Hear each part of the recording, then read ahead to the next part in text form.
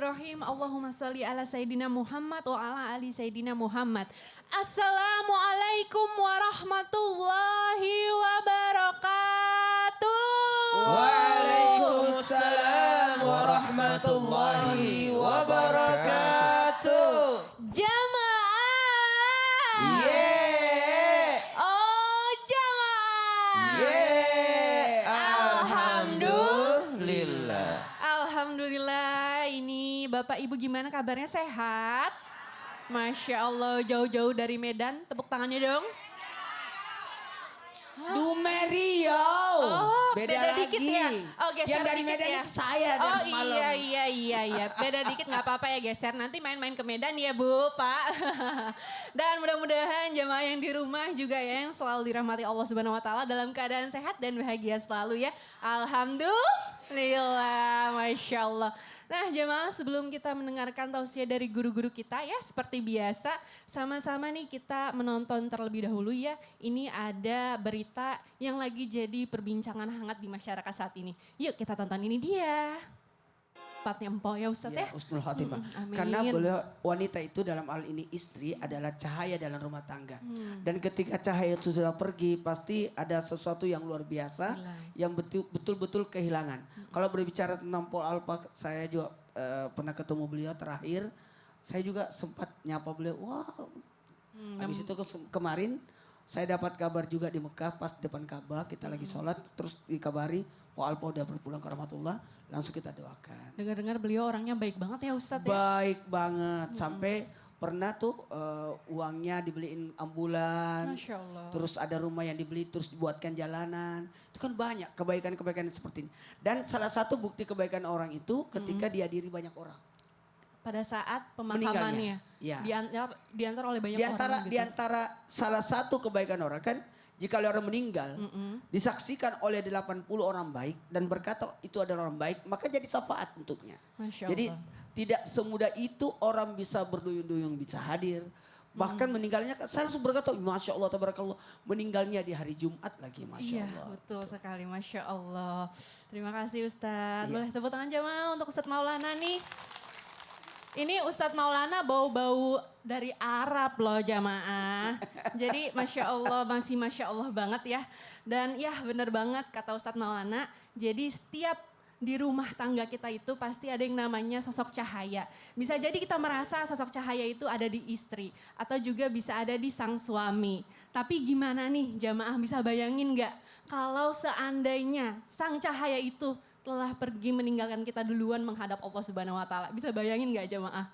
Apa yang harus kita pahami nih? Keluarga yang ditinggalkan tuh harus bagaimana? Dan bagaimana Islam mengajarkan kita untuk ikhlas dan sabar dalam kesedihan. Nah sama-sama akan kita bahas dan renungkan dalam tema kita yaitu saat sang cahaya rumah tangga menghadap Allah. Yuk biar semangat kita tepuk tangan lagi jamaah. Masya Allah. Nah sebelum kita masuk nih ke tema kita pagi hari ini, kita tonton video tayangan lagi. Ini dia jemaah. Ya Allah Ustadz Syam, boleh bertanya terkait video yang tadi Ustadz. Begini, ketika misalnya istri pergi lebih dulu nih, rumah tuh kayak kata Ustadz Maulana, seolah kehilangan cahayanya gitu. Bagaimana nih caranya keluarga terutama sang suami menghadapinya agar tetap kuat gitu supaya imannya tidak meredup gitu. Karena sang istri kan cahaya, kalau hilang pasti akan meredup termasuk imannya. Bagaimana caranya agar tidak meredup? Silahkan Ustadz Syam. Terima kasih Betari, tabi guru kami Ustadz Maulana Habib Utsman, para alim ulama yang belakang Allah Subhanahu Wa Taala. Jamaah. Yeay. Alhamdulillahi Rabbil Alamin. Wassalatu wassalamu ala ashrafil anbiya wal mursalin. Sayyidina wa maulana Muhammadin wa ala alihi wa sahbihi ajma'in.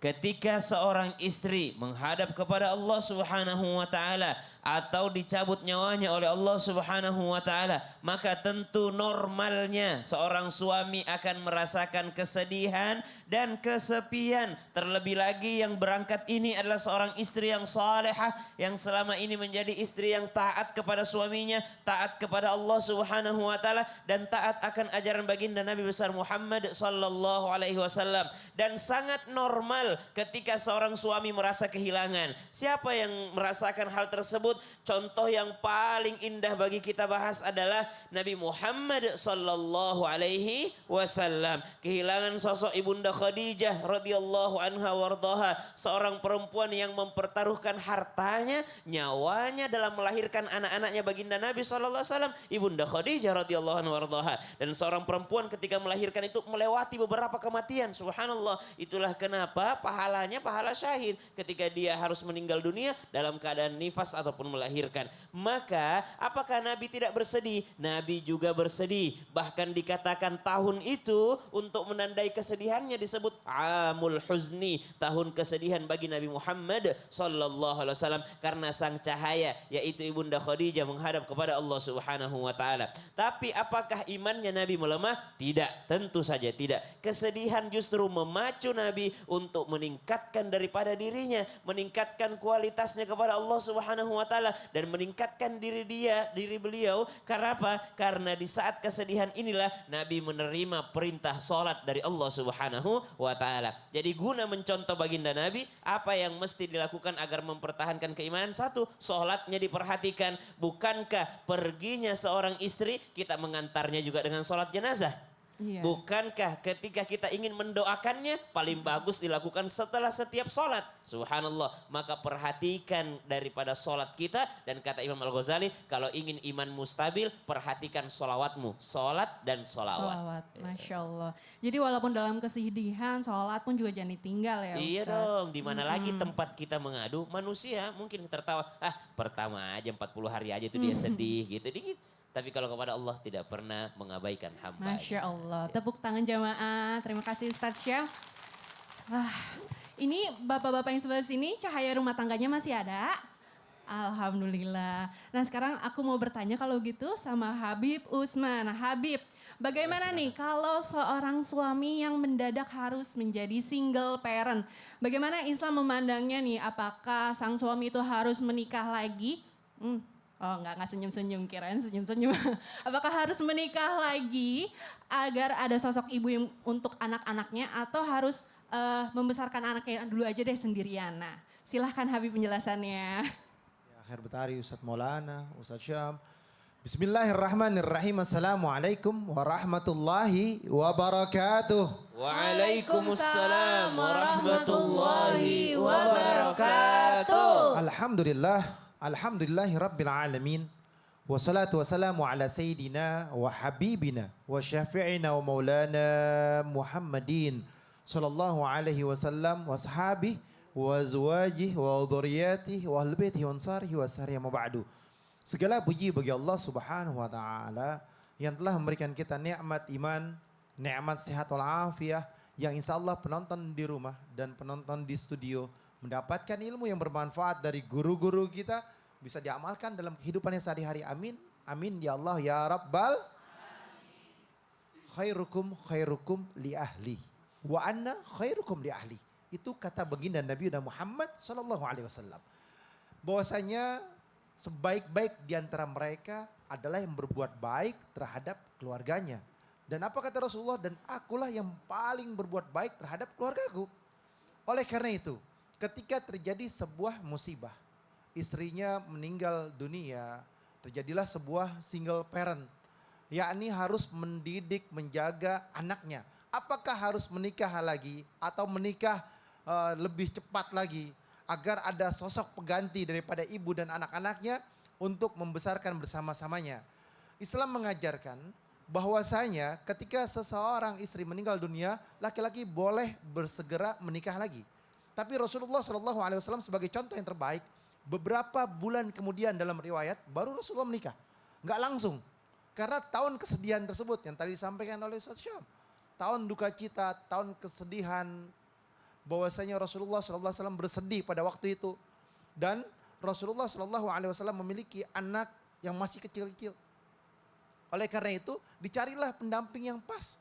Bukan terburu nafsunya, bukan terburu-buru karena syahwatnya dan lain sebagainya, sehingga mendapatkannya yang kurang baik, sehingga menjadi keributan antara siapa? Antara ibu dan anak nanti ke depannya. Oleh karena itu carilah pasangan yang baik, pasangan yang salehah, yang bertakwa kepada Allah Subhanahu wa taala, yang bisa menjadi madrasatul ula. Bagi siapa? Bagi anak-anaknya. Istikharah, bermunajat kepada Allah, dekatkan diri kepada Allah. Jangan sembarangan mengambil sebuah keputusan. Masya Allah, tepuk tangannya mana jamaah. Terima kasih Habib penjelasannya. Wah, jamaah yang di rumah jangan kemana-mana ya. Setelah yang satu ini kita akan lanjut lagi membahas tema kita yang bagus banget nih. Saat sang cahaya rumah tangga menghadap Allah. Jadi jamaah jangan kemana ya. Tetap standby Tunggu dulu. di... Ah, Kenapa ada ibu? apa? Kenapa? Bu, kenapa Bu? Ibu mau Tunggu. nanya. Mana mic? Mana ibu, mic? ibu kenapa Bu? Aduh Dari ya tadi ada apa? Allah. Ada apa? Kenapa? Tanya dong Ustaz. Ya, Mau tunggu nanya sebentar. apa Bu? Tarik napas dulu. Ibu tadi Lepaskan dulu kenapa? Nanya dong Ustaz. Iya. Begini Pak Ustaz. Heeh. Nih apabila sakit ibu atau istri dalam rumah tangga, apakah perlu diberitahu suami atau anak-anak? Mohon jawabannya Pak Ustaz. Aduh. Apakah seorang wanita dalam hal ini istri atau ibu kalau sakit, apakah merahasiakan penyakitnya atau menyampaikan? Aduh, Iya, betul. gimana ya? Betul tidak Bu? Betul. Mau tahu? Iya. Mau tahu? Iya dong. Jangan kemana-mana kita bahas setelah yang satu ini. Jamaah juga jangan kemana-mana ya. Iya. Jamaah. Alhamdulillah. Iya juga ya Bu.